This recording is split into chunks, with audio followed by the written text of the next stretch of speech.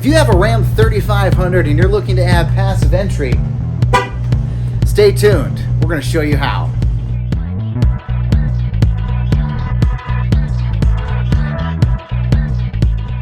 This is my 2019 Ram 3500 Bighorn, and unfortunately it does not have the awesome keyless passive entry. So when I tried to open it, it doesn't work.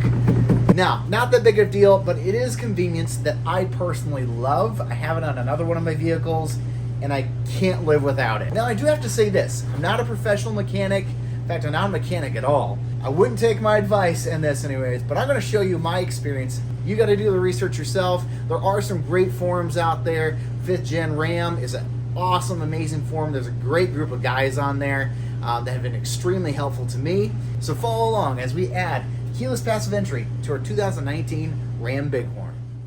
So here's some of the items you're going to need. You're going to need a driver's side and passenger side door handle with the keyless entry button. I got mine off of eBay. You'll also need a security bypass. You'll need a rear antenna, a Bluetooth OBD link. You'll also need wire harnesses for the driver's and passenger side, which you can get pre-made. You'll also need an Android capable device that has Google Play. I did try to use a Amazon Fire 8, I think it was. I had a lot of issues with it because they cannot download the app. So this app that you're going to need is also called AlphaOBD, and that's what you're going to use to program this. First, we're going to remove 6 screws around the perimeter of the door panel. Now these screws are plastic, so be careful when you're taking them out. And to do this, you'll need a Torx bit with size T20. I'd never recommend using a high-powered drill to remove them. These little inserts are going to want to pop out, and this is what they look like. Take this plastic tool after you remove the screw part and just pop it right on out. Works great.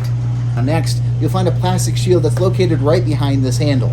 You'll need to remove that to remove one Phillips head screw. I couldn't grab it with my little plastic tool, so what I did was grab a dental pick to get behind it. Now, before you pop the panel off, let's remove this. Once all those screws are removed, go ahead and lift up on the panel. Don't pull out on it, because if you do, you might break something. Not that I did, but you might break something. Now we're going to give it a little bit of a tug, and it pops right off. Once the door is free, we'll slide out the door handle, and then you'll also lift the panel off the door lock and free that as well. You'll notice there's a wire right here, and this runs straight into power locks and power window control. So we're going to go ahead and pop that out. Once you've pushed up on these little metal clips from the back side, you're going to disconnect it. There's a little push button tab right here. You push in and then you'll pull out just like this. Then your door panel's free. You'll then want to plug your window controller back in. On the back side of the door, you want to go ahead and remove this panel. It's easy as grabbing the edge and tugging it out. And on the front side of the door, you're going to go ahead and remove this speaker. You'll need a 5mm socket. Once you've got the 4 bolts removed from the speaker, you'll use your pry tool to pry it out.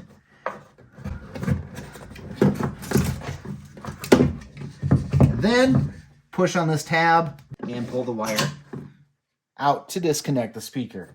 Once that speaker is out and the panel is removed, you want to lower the window until you can see that right there.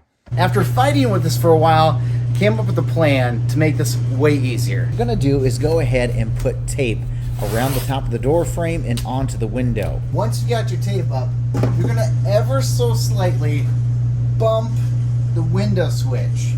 Now, I urge you, don't hit it too hard, because if you flick it into auto mode, you're going to have a whole nother problem. What it's going to do is it's going to provide some upward pressure on the window, so that when you push on these tabs, it will release and hold the window in place. All you need to do is reach in here, push on that tab, push on that tab, and you just saw this pop. That just released the window from this bracket. We're going to go ahead and do the same thing on the other side by the speaker. Go ahead and push on this tab right here. and the other tab right over here. And that released from the bracket as well. Now we can roll the window down, removing it from the brackets, and the window will stay in place. Now the wire harness on the door, there's gonna be a couple T20 torque screws you're gonna need to take out. One is gonna be located right here, the other located right here. For this, I just used a 1/4" drive ratchet with a 1/4" socket and a T20 Torx bit. The next thing we're going to be doing is actually disconnecting the wire harness from the body of the truck. And it is very tricky, I will say that. A plastic tool like this comes in very handy. What you're going to want to do is actually pull out on this, pull out that way on this. And then you're going to take your tool and kind of just rake it back and forth. And there's one tab. Now there's another one back up towards the front. Shove it between the rubber boot and the body of the truck. Rake it back and forth. And apply pressure out. I'm gonna get this other tab on the bottom side. There. Okay. All right. Now you're gonna have to wiggle this around quite a bit to get it out, but you will get it out.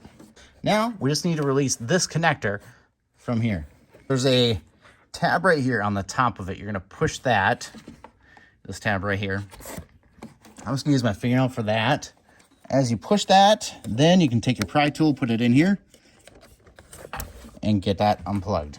Now we're gonna go ahead and disconnect the mirror wiring. Right here, we've got a clip that we're gonna remove. We also have another clip right here we're gonna remove. And then we'll just remove these 3 little connectors.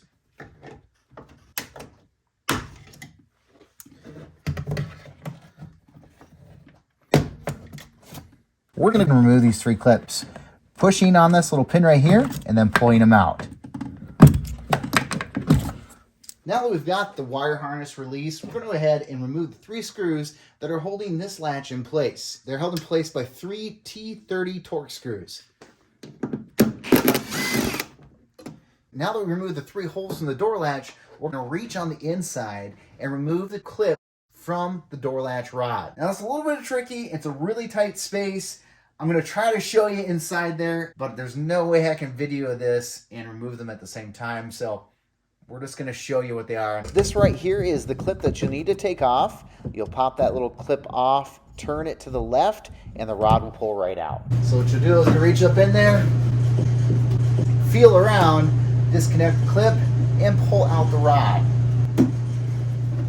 Remove these 10mm bolts from the door panel. There's 12 in total all around the door, so make sure you get all of them before you pull on anything. Before you pull the door panel off, make sure you get this harness out of the way. You'll push it forward and it'll pop out. Now we've got the door panel off, we're going to take it inside where it's easy to work on. And we're going to start putting this harness on there. Now I ordered these through the guy on 5th Gen Rams forum, and these are great, guys. You can make your own if you want to, but he makes these for you, and they're great. They are labeled, so they do have the connectors that you're going to be putting them on. And then he's got the driver's side labeled for you as well. And the passenger side doesn't say passenger side, but obviously process of elimination, you can figure out, since that one says driver's side, this one's the passenger side. Now we're going to start routing this wire. So what's going to happen is we're going to start on the back side of the panel. It'll come through this grommet right here. It'll go over and in, through, and it'll end up connecting to this connector in 2 different spots. Now this is the passenger side door. It connects a little bit differently on the passenger side than it does the driver's side. Let's flip this thing over and get started. So what you'll do here is just start routing the wire, following the other wires that are already there. You'll then flip it over and use your plastic pry bar to pull out this rubber grommet. You'll shove the 2 wires through the hole where the grommet was, and then remove some of the electrical tape at the end of the grommet so that you can shove the wires through it. You see the just the tip of the connector, and I'm going to grab it with the needle nose and pull it through. All right, and on to the next one.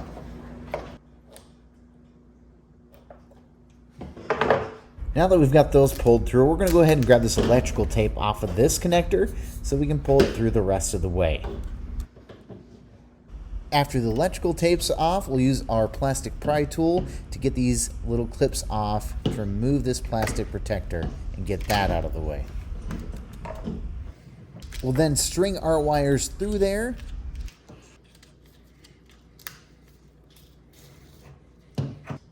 A little trick to help you get the wires through this rubber boot is to use a zip tie.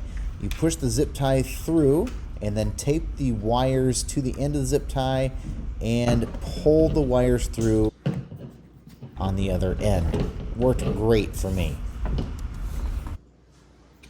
After we've got that all pulled through, what we're going to do is going to go ahead and pop this out of this outer plastic piece. And to do that, on the top, there's a pin right here that you're going to push down. At the same time you do that, you'll also shove on this. Just kind of like pinch these two together so it pushes it out. And then on the bottom side of it, there's two clips. There's one here and one here. You're going to push those down as well and then pop them out. So we're going to do that quick.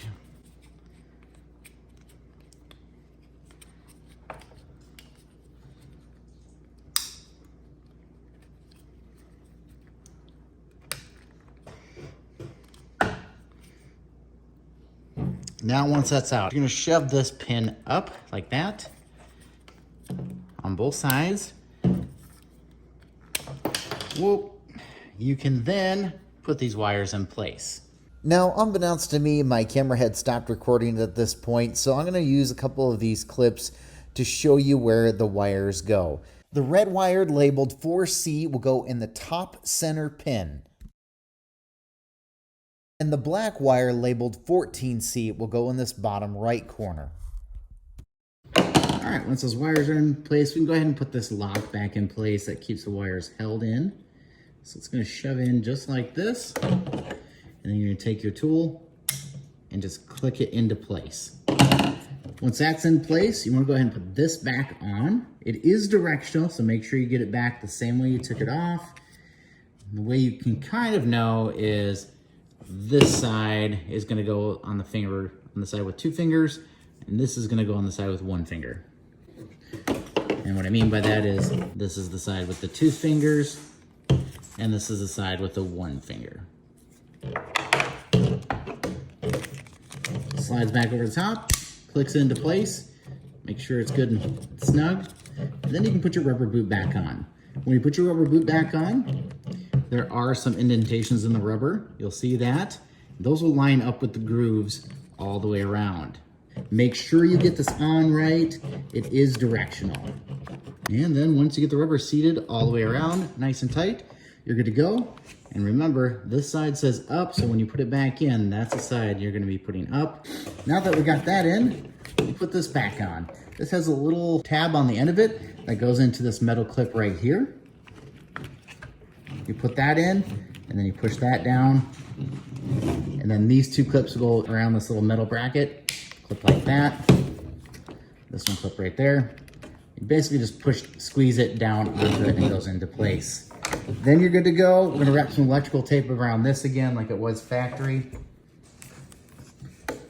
I'm just gonna tape it in a few spots to make sure it stays nice and secure.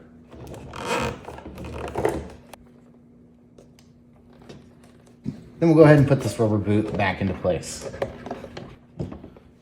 Flip it over. And we'll do the same thing. We'll start securing this.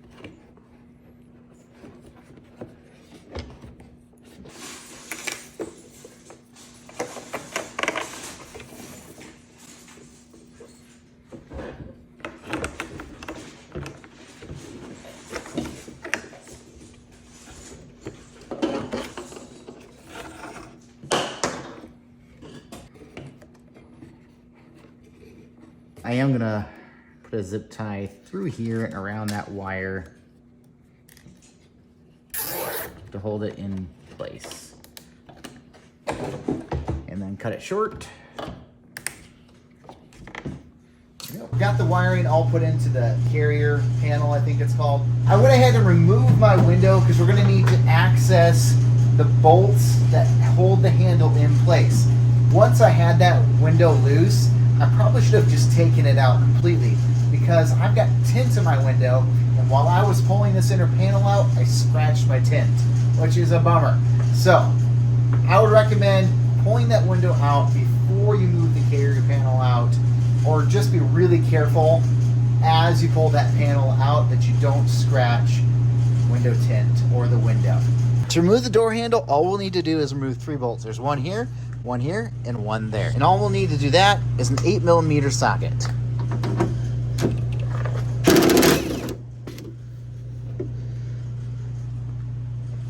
Once those 3 bolts are out, you'll be able to remove your handle. So all you need to do to pull the handle out is actually pop out this end and then slide it sideways, and the handle will come right out along with the connecting rod. This connecting rod you'll need to keep and put on the new handle. So here's our new handle. This has got the passive keep button, and it also has the wiring for it. We're going to disconnect this just by pushing on it and then pulling the rod out. And do the opposite on this one. Put the rod in, pushing the clip down. That's it. Now we're going to reinstall this handle. Simply putting this in here, wheeling everything in place. Now, when we put this on, you make sure that wire goes through there. Make sure you don't pinch any wires or anything when you're doing that. And you'll kind of slide it back into place. You'll feel it kind of clip in, and that's when you know you got it. All right, we got the new handle in there. We're just going to fasten it back in place with the screws that we just pulled out.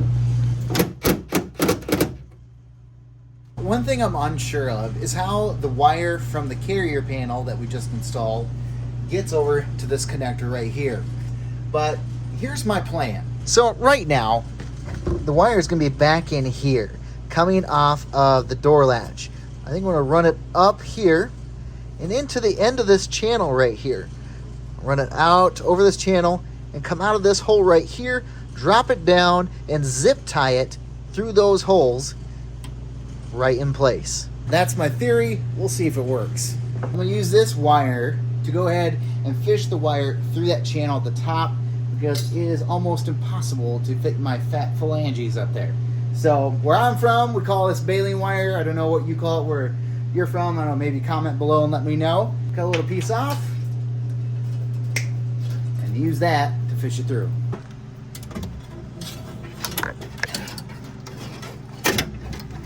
That popped right out the end.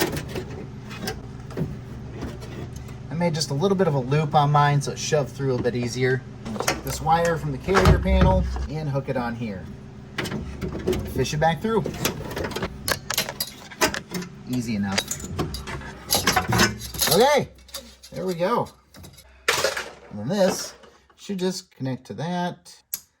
Now we have to remember that the window comes up and down here. We don't want this rubbing up against the window. So that's why I'm going to go over here and put a zip tie to hold it in place. Put a little hook on the zip tie like so. We're going to shove it up through this hole and hopefully it'll just come right out the other hole like that. And pull this through and zip tie it together. Okay, that looks good. I'm happy with that. These little clip thingies here. Looks like that with an adhesive back on there. What I'm going to do is just stick these to the inside of the door panel and then hook the wire right behind it. And that should hold it in place to where I don't have to worry about it getting caught on the window. It worked better than I thought it was going to work. You throw a couple of these screws back in.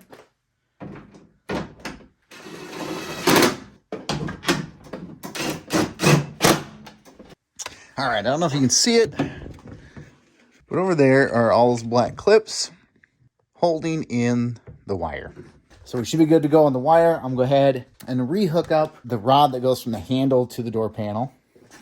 And then we're going to bolt up everything else. Before we get too crazy on putting all the rest of the panel bolts in, I'm going to go ahead and put these screws back into the door latch.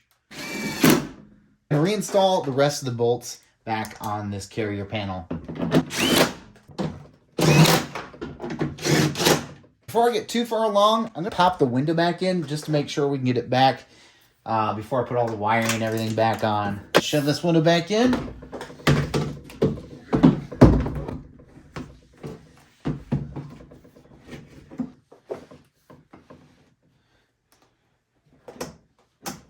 And that just clips back into those little brackets that we took them out of earlier. I think we're done with this hole now, so I'm going to pop that back in. Then we're going to put this wiring for the mirror back on. Clip it there. There. And these all go back in their respective spots. There are 4 holes here where these wires were going, but on mine it was green, black, white on ABC. So we're just going to install them right back the way it was.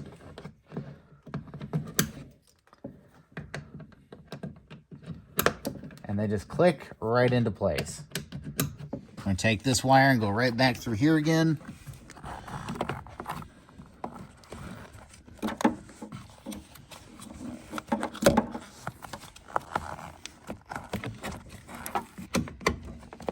Reseed that, and then we'll take this,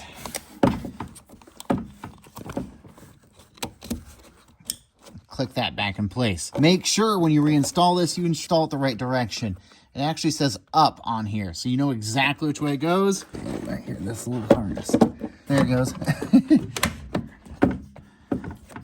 I got these little screws that are supposed to go back into this bracket right around the corner here. We'll just tighten those down. And my gasket popped off this little hole here. If that happens to you, make sure that you get it back into place because you don't want that to get messed up when the door shuts. Now we're going to reinstall the speaker, which is easy as clipping this little harness in place and putting it up. It does have a little adhesive, so it will kind of hold it in place until you get the screws back in.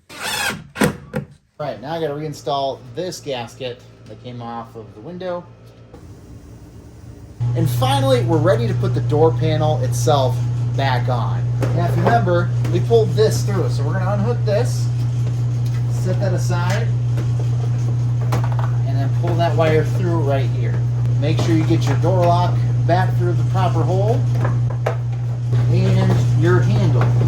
All right, it's back in place. A little bit of a tip right here. There are 2 hooks that are white that hook into the carrier panel.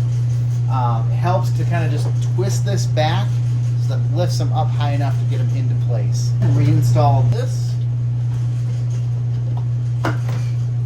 Okay, my door locks work just fine.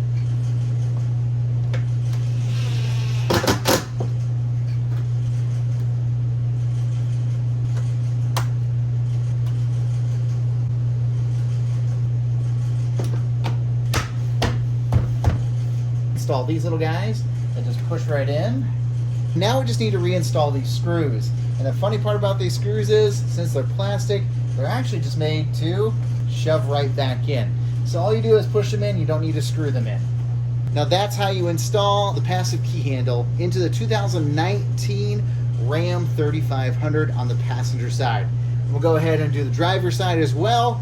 There's only a few differences. I'll just highlight those real quick and we'll be good to go. After that's done, we're going to install the rear antenna and then we're going to do our programming. We're going to go ahead and get started on the driver's side. Like I said before, there are a couple key differences, so we're just going to take this apart real quick. I'll highlight those spots, but I'm not going to spend a ton of time on this door like we did the other one, going over all those details. So here we go. All right, here's one of the differences between the passenger and driver's side is this side has 2 connectors.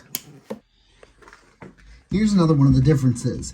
On the other side, we only had 1 connecting rod that we had to move. This one, we have 2 connecting rods. You can see it right there. It's a pink one and an orange one. We're going to take those off. Here's another difference on the driver's side door. On the driver's side door, you have a lock. On the passenger side, you don't. So we just need to pop this off, and then we're going to pop off both of these, and we'll be good to go.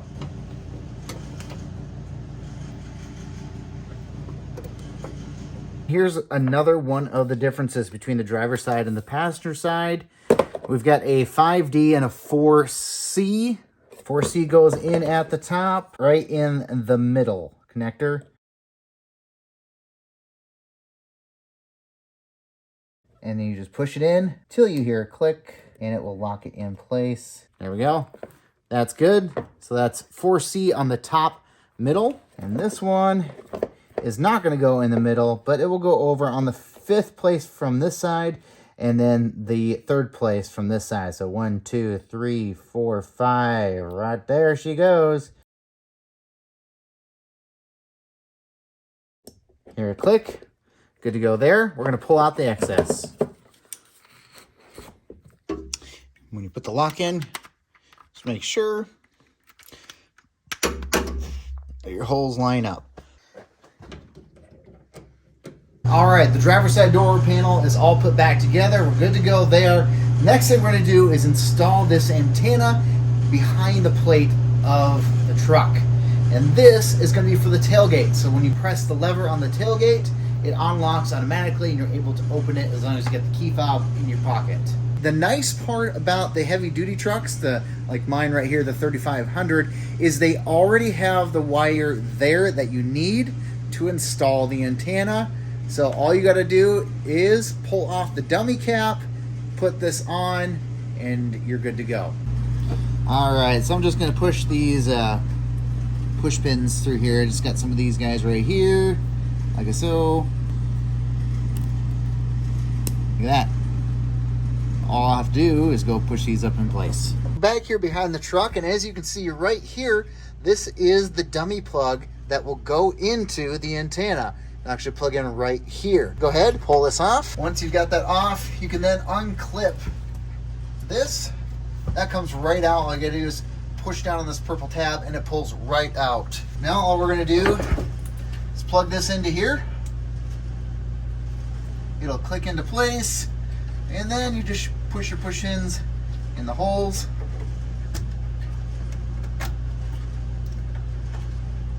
Like that. And that part is done. It's that easy. Although the rear antenna on this truck is super easy to install compared to the 1500s, this part is not. We have to access the wire harness to connect our gateway bypass. On the 1500s, to do that, all you need to do is go up underneath the dash, pop a couple wires out, and plug them into this. On the 3500s, well, it's a little different. You actually have to take dash apart and remove the instrument cluster in order to access those two wires. So although the rear antenna is a lot easier to install, the gateway bypass is not. We're gonna get started on taking apart the dash to install this. We're gonna go ahead and move this plastic tray that's up in here. Makes it easy, just grab a plastic tool and pop it out. Then we got some T20 torque screws that we're gonna have to take out. All right, so now we're gonna go ahead and remove these two screws that are in the top up here. Now we're just gonna pop this loose, and it does take some pulling to get off. And there you go. And then I'm just gonna disconnect the 12 volt DC power. Then I'm just gonna disconnect a couple more of these so that we can get this piece out of the way. All right, so all we disconnected was the cigarette lighter power, and then this, which I assume is an antenna, off the back side right here. That allows you to lay this down, kind of get it out of the way. All right, then we're just gonna take off the bezel around the instrument cluster here, using our little pry tool.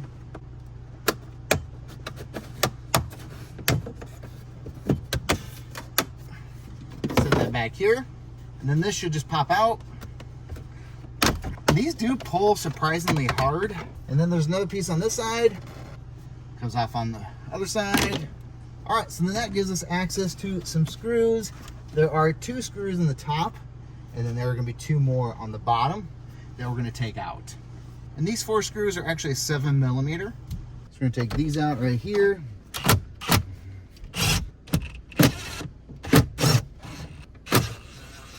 Then this little guy is gonna pop out.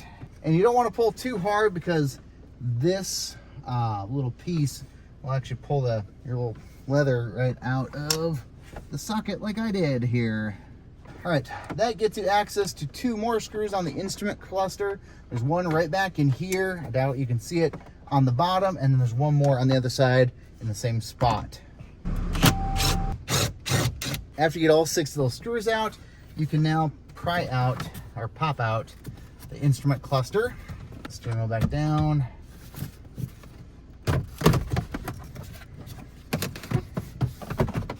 And set that over here. Then we'll have access to the wires we need to hook into our bypass. Those wires, if you can see them, are right there, hooking into that module. So we're gonna disconnect those real quick. If you're like me, it's really hard to reach in there and pop those harnesses out. So I'm using this, push down on the little tab and flick the harness out just a hair, and then grab the wire and pull it out the remaining way. Okay, and that is what comes out. They are two different sizes, so you can't really screw them up when you put it back together. Now we're gonna hook up the security bypass. I've got mine from OBD Genie. That's where I've got mine from. Just make sure you put the right size in the right hole, and then that's how that goes. You will uninstall this once you're done. You do not want to leave that plugged in. We're gonna go ahead and hook up this. My plug-in is right here, you can see. And take our little plug-in. Okay, now we just need to connect to our head. Okay, we were able to get connected. Now we're gonna go ahead and go in and get this set up. We're gonna select Dodge. And then our model, which on my case is a 3500. Now to set this up and use AlphaOBD, it's pretty straightforward. You will need to go to the 5th Gen RAMs forum, and it will give you a step-by-step instructions on how to do this part. I'll include a link in the description for that part, and also other links that I've referenced in the video here. Once you've completed all the programming, you'll unhook the OBD Bluetooth, and you'll also disconnect the security bypass. After that, you'll reinstall your wires and start reassembling the dash. You'll first put the instrument cluster back in, all the trim pieces, and then lastly, you'll install the center console along with the wires that you unhooked from it. Now that we've got this all installed, all the programming is done and everything, they do recommend unplugging your battery for 15 to 30 minutes just to kind of reset the BCM. We're just going to go ahead and try this without doing it. Again, I'm not a mechanic. I don't recommend to do anything that I've just done. So let's check this out and see if this works. Oh, yes. Now does the unlock work? Unlock works as well. Now we have passive keyless entry installed, and we're good to go. All right, guys, that's it on how to install passive keyless entry on a 2019 Ram Bighorn 3500. I hope that this video helps and that you're able to do this to your vehicle as well if this is an upgrade you're looking to complete.